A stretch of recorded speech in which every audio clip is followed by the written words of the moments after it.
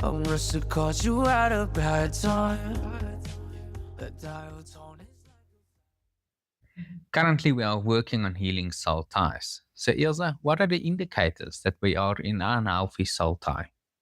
So the first indicator is quite easy to spot, and that is obsessive thoughts. That's when you continuously over and over thinking about the person. Now, this could be somebody that you broke up with yesterday or years before, or that you're currently in a relationship with. The point is that person takes up mental space in your mind to such a degree that you can't focus on other aspects of your life. The second indicator is emotional dependency.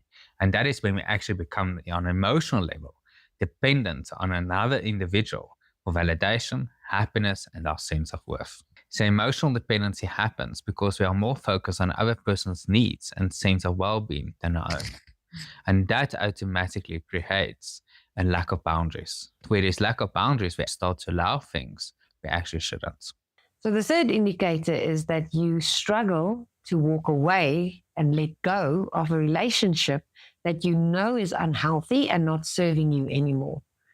And to the extreme, people could be abused. And I think we've both seen it, and to the extremes where people actually know it's unhealthy, know they need to walk away, want to walk away, but struggle to do so. Why is that? That is exactly like we've mentioned. It's a soul tie. It feels physically as if you're tied to this other person, and now this relationship is hurting you. The knot in the rope. It's like a rope. Exactly. It's like a rope starting to pull you back. But by staying instead of leaving, you make a choice. And by making that choice, you're actually telling yourself on a subconscious level, you're disrespecting yourself. And now on a subconscious level, without you even knowing, you give power and control to the other person. And that brings us to the fourth indicator, which is feeling control. So if you feel like this person has a hold over you that influences your decisions and actions, it could be that there's a soul tie, an unhealthy soul tie entanglement. So that could be as subtle as holding off on making arrangements with your friends for weekend plans because you are hoping that this person will make arrangements with you. In a more extreme case, that would be where the person tells you what you can or cannot wear, who you may or may not be friends with, where you may or may not go, what you can or cannot do. That becomes quite a visible and intense form of controlling. And then the fifth indicator is when you repeat unhealthy patterns. So I think we see that with a lot of clients, that they do the same thing over and over and over, even if it's harmful. And that could be in the same relationship, or it could be in relationships over time. And they keep doing the same thing. So a simple example would be, you know how you feel, you know what you desire, you know what your needs are, but you don't speak up. And you're unhappy with things that happen or how the relationship is playing out, and you keep quiet. That takes us exactly to the sixth indicator, whereby you struggle to establish healthy boundaries. Instead of having effective conflict, what people do, they start to hide their own feelings and they do not speak the truth. Therefore, in relationships, they start to say yes for things they should actually say no.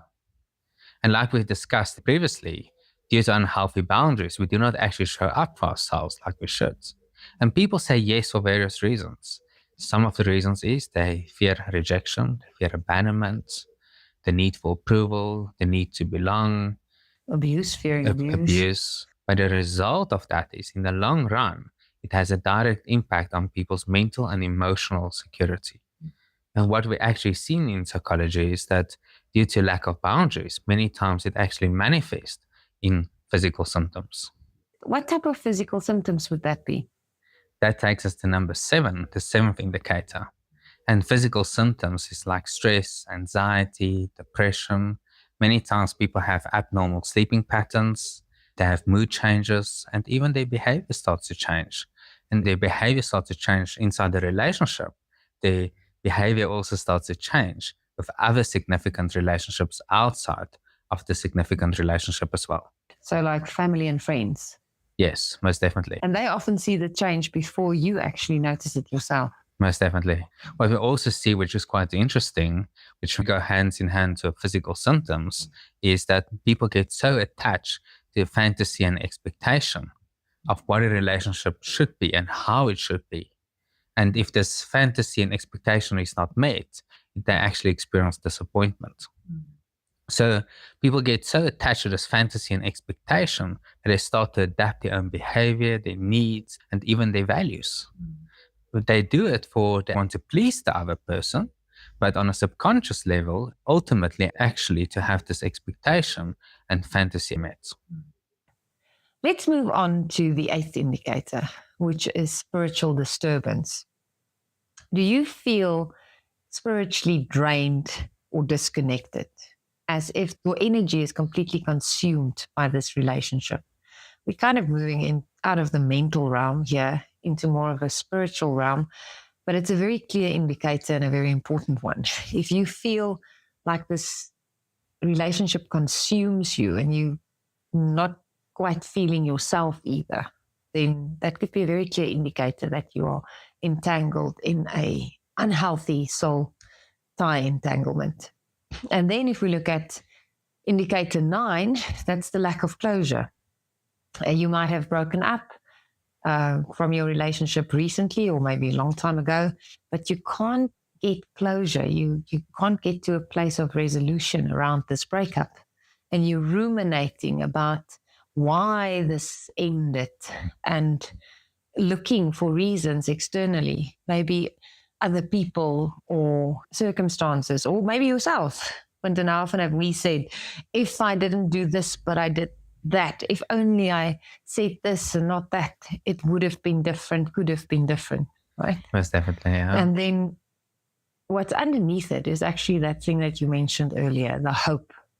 Because underneath it, there's actually still a hope that if things were different, this relationship would still be here, or maybe there's a chance to rekindle the relationship. Yeah, I think many times in a relationship, we don't actually see the full picture. That's sometimes the challenge. This takes us to the 10th indicator, ignoring red flags. Many times when we're outside of a relationship and we look back in, it's much easier to notice that we actually ignored significant red flags.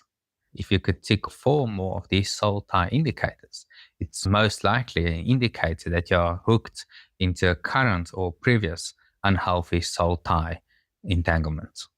Thank you for listening. And if this resonated with you and you would like to learn more about smart relationships, like and subscribe and look out for more videos on relationships. I must have caught you at a bad time. The dial tone is like a